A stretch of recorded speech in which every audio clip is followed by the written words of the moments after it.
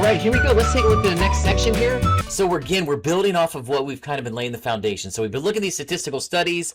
Last time we kind of broke them into variables. Are they categorical or quantitative? Now we're actually looking at the data. So we're actually going to see what happens, kind of look at some results here. It's getting pretty exciting here. So let's get into it here. I'll go ahead and read this. Prompt is a little small, so we'll just go ahead and read it together. We've got this new streaming service for gamers called Sweatflix, which wants to understand user preferences. The company randomly selects 80 users, records their preferences and asks them to say, is it action, RPG, sports strategy, or adventure? So they got to pick their favorite style of game. So you got these gamers. I'll be honest, I just wanted to say Sweatflix. That cracks me up every time I see that for the gamers out there. So what are we going to do? We're going to look at the actual data now. So this is called the summary statistics. So this is actually what happens from this survey I send out to the 80 people. I got 25 people said their favorite game's action, 16 said RPG, 19 said sports, poor strategy only had 8, and adventure had 12. So this is nice. We can start to see how is it distributed. So where is the data falling? So we're always about looking at the distribution of the data. So we can clearly see action's the winner. It had the most people. It's the most popular game in our sample. So this is called a frequency table. We're just counting how many times something happened. So we're kind of looking at the frequency here. How frequently did it occur? That's the same thing as count. So we're going to use these interchangeably. I usually just say frequency table, but don't freak out if we just say counts. I mean, we're putting our counts there. So that's great. So that's pretty basic. That's just recording your results. So to beef it up a little bit or to get a little bit more, we're going to do a relative frequency. So all we're going to do is the same kind of idea, but we're going to make it relative to the sample. So what does that mean? So if I come over here and say, what's the relative frequency of action? There were 25 user or respondents who said they liked action out of the 80 people. So now we're making it relative. 25 out of the 80 said this. 16 out of the 80 said this, RPG. 19 said sports out of the 80. So we're making it relative to the sample here. So little baby strategy only had 8 out of 80. And then adventure 12 out of 80. So that's awesome. So now we've got this ratio, or this fraction going on over here. So can I make it a decimal? Yes, I do like to make it a decimal because 25 over 80 is kind of hard for me to think about. Well, is that a lot? Well, what if I call it 0.313? So if you divide these out, 25 divided by 80 is 0.313. 16 divided by 80 is 0.2.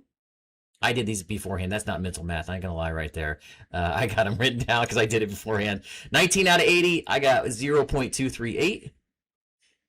And when I got something over here, 8 out of 80, turned out to be just 0.1. That one I could do in my head, 10%, 0.1. And then 12 out of 80 is 0.15. Awesome. So this is pretty cool. So now I can see the decimal versions of these. What do you think these all add up to? Yeah, they're going to add up to 1. Because why? Because that would be 100% of the data. So another way to represent these tables would be a percent. So I could call this 31.3%. So a lot of times we want that relative frequency as a percent, because now I can say, oh yeah, 31% of the respondents said action is their favorite, versus 20% here, 23% down here in sports, 23.8, sorry, let me get that in there. And we only had 10% for strategy. And then the last one was a 15%. So fill all that in there. So this is all the same thing. The fraction is the decimal, is the percent, all the same stuff. Here's a great little thing about AP is there's no rules like in calculus or pre-calculus where you got to say 3 decimals and you round or truncate. We don't really do that in stats. We just kind of do what makes sense. You just have to, here's the official thing, is you just have to be consistent and use enough decimals to show a correct conclusion. So don't round things like crazy. We don't have to go show 8 decimals, but don't start rounding things to whole numbers. For the percents, I'm 1 or 2 decimals. Usually I do 2 decimals. Keeps me cool. If I add these up, I get 100%. If you start to round, you may miss 100%. So don't freak out on, there is no exact ruling except for don't round it too much or make it too far off what it represents. So you have a bad conclusion. Awesome. So what is relative frequency? Here it is. I got the definition for you. Write this down. It's just the category over the total, the 25 over the 80, the part of the whole. And that's when I make sure we had a proportion. We've used this phrase, but we're talking about a proportion. We're talking about the part of the whole. So if I ask you what the part of the whole is or what's the proportion that said adventure, the proportion people who said adventure is 0.15. So there it is right there. We're going to usually refer to it as the decimal. So we're going to start really using proportion. Awesome. So main goal of this is we're looking at tables of the results of data in this section, and I want to describe them. Describing them is very important. So how do we go about describing things? Here are four keys to writing them. Number one, you got to do it. You just got to make sure you're using numbers. If you don't include 10% of the people or 10% of the respondents said this, you're in trouble. So we want specific numbers. A good thing to do is like the highs and lows, max and mins, address them. Really try to make some kind of comparison while you're at it, while you're in there. And then if there's any kind of overall pattern, and really this is the key one here, context. We got to do everything in context. That just means label it. Make sure we know that you're labeling it in the scenario. I don't want you to lose easy points because you just leave off labels. All right, I like to give bad examples here to show what's up. So something like this, we got a bad description. If you just looked at that data and said, hey, most people like action, strategy was the least popular. Well, okay, I guess that's true, but what's it missing? You're not giving me any percents. You're not really giving me much here. That's pretty basic. I call it a Mr. Kelly answer. It's pretty basic. So let's get something better here. All right, so let's type up this good description here with it. So what do I like to do? I like to go ahead and pick the highest one is where I like to start. So I would like to say something like, action was the most preferred genre of game with 31.3%. So I like to say who's the winner, who got the highest one there. Then just to make sure cover my bases, I would say something like, I can go to action was followed by what we got there, sports. So this gives me second place, so we can see how far above second place is, 23.6, and maybe I'll even throw in there RPG because it's pretty close. And so see how I'm using the percents in there of respondents, so something like that, so I can get them. So I'm kind of there, I'm making my comparison, so I can see first, second, and third in my description. Now I want to make some kind of comparison. We can say the lowest, or how about least favorite, least preferred? How about that? Least preferred genre was strategy. Aww. With 10%. And then now I'm going to make some kind of comparison. I'm going to say action was over 3 times more preferred than what? Strategy. Because 31%. So something that I'm comparing them. If I can spell strategy, I don't know if I can spell strategy. There it is. Something like that. You could do other things, like you could say the top 2 were over 50%, over half the respondents like action and sports or something like that, but some kind of comparison in there. So I addressed the high one, I addressed the low one, I talked about the middles falling in there, and then I made a comparison. It's all in context. I can see it's preferred games for sweat flicks. Boom, I nailed it. That's a good distribution right there. Fantastic. Awesome. Okay, let's just look. We're only going to do 2 more problems here. Let's tie it all together with everything we've done so far. If you haven't done so already, go ahead and read this one. Pause it, read it, so you're ready to get going with us. All right, here we go. So basically, we've got this farmer's market. They want to know, again, it's categorical data that we're looking at the preferred product. So it's kind of similar to Sweatflix here. So I've got my results here. So here are my counts. It's not as labeled as nice as in table, but that's okay. We got the counts here. And again, frequency is fine. That's great. You can use this and you can describe distribution using frequency, but really it's just nice to get to that relative frequency. So let's go ahead and convert these over. Especially when we start making comparisons later on, we're going to make sure, unless the sample size is the same, we're going to make sure we've got this relative frequency. So what did we say there were? Total, you can add them all up. There should be 120, hopefully, if I made the problem right, because that's what the sample size says right there. So again, we're looking at 24 out of 120. We're looking at 38 out of 120. We're looking at 24 out of 120. We're looking at 16 out of 120. And we're looking at 18 out of 120. Oh my gosh, I might have to shrink that in there. Fantastic. So I've got that going on there. So can we go ahead and decimify? I don't know if that's a word, decimify. Can we make these decimals? So we've got baked goods at 24. So that is 0.2. We've got, maybe I should draw little arrows. We've got fresh produce over here, 38. So that's going to be what, 0.317? We've got, oh, this is the same. 24, I know 24 is 0.2. 16 is going to be 0.133. And then 18 is going to be that 0.15. Awesome. So there's my relative frequency for each of these, and maybe I'll just label them real quick so we have them. All right, excellent. So I want to get you going on relative frequency. Why don't you go ahead and pause it again and go ahead and just try to answer these questions on your own, because we've done a lot of this before. I just wanted you to see a big picture of what's going on here, and then come on back with me and we'll go over the answers. Good luck. All right, let's take a look at some of these answers here. So hopefully we're cool with finding population. We've done the first two sections. We're going to keep on doing it. So we've got all the residents who live in this region for this farmer's market. We're going to try to, or we are going to identify the sample. There was 120 of these residents randomly selected, so they couldn't survey everybody in the region. Too big, too many people. So we get this random sample of 120. What are they talking about? What's our goal here? We're looking for what is the preferred product. So what category are they choosing? Are they choosing baked goods, fresh produce, dairy, crafts? What should they be selling? They kind of want to know what they should be selling or what people are into. And then what's the observational unit? Remember, that's if you pick one actual unit or object or person from the study. So we've got one resident that we're going to collect the data from.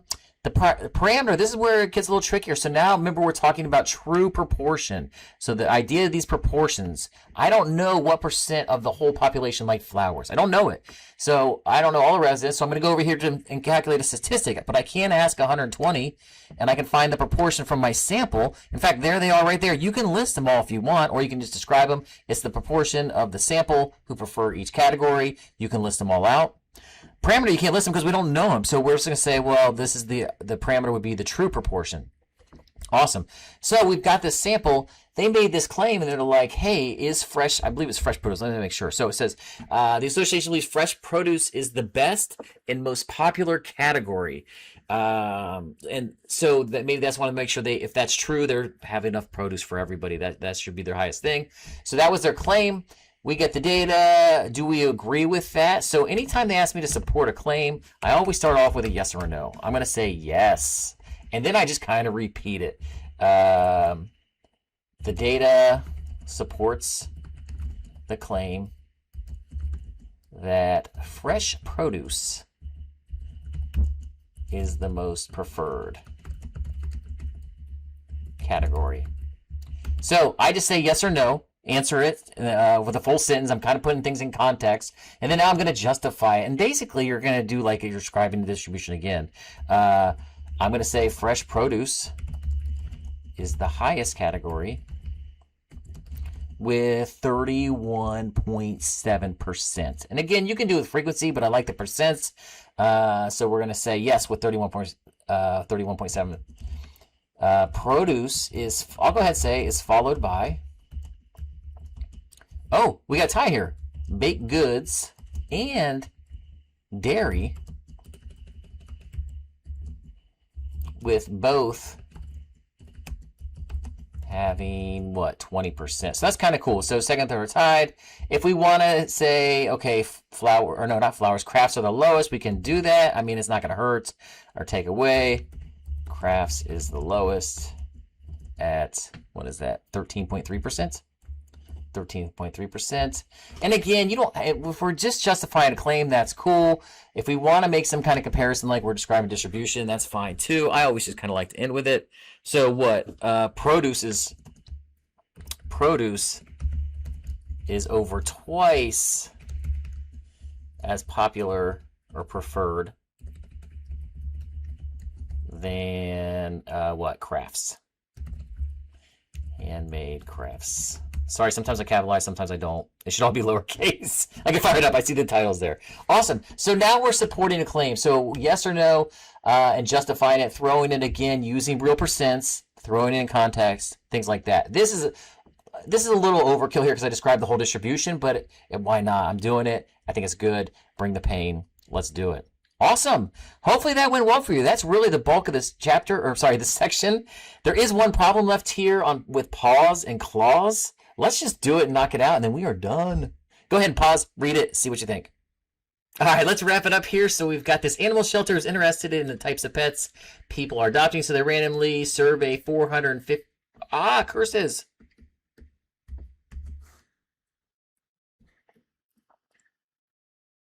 All right, so let's wrap it up here. We got this animal shelter that wants to know what type of pets people are adopting. So they kind of randomly select 450 residents, and this is the results they get. So our first question here wants to know how many of the people who were in the sample are interested in rabbits. So rabbits weighed in at a hefty 12% of the people were into adopting rabbits. So what am I doing here? So you're really asking yourself, hey man, what is 12% of 450? So finally some math. We got to do a little math here. So how do we do 12%? Well, you just take your 450, and I want to know what is 12% of that. You just times it by the decimal 12%. Boom, there it is. And I think that's going to be 54 residents. So of the survey, 54. So there's our frequency, or there's our count, the 54 residents. But if I have relative frequency, we can kind of work backwards. Awesome. So that's pretty cool. Just kind of mix it up there, keeping it real. Then we got a claim. Does the data support the claim? So Pause and Cause believes that cats are going to be the best, most popular choice. Does the data support that claim? What do we got here? Are cats highest? No, they're not. So let's make sure we start off with that. No, the data does not support the claim. So we got to do that for sure. So the data does not support the claim.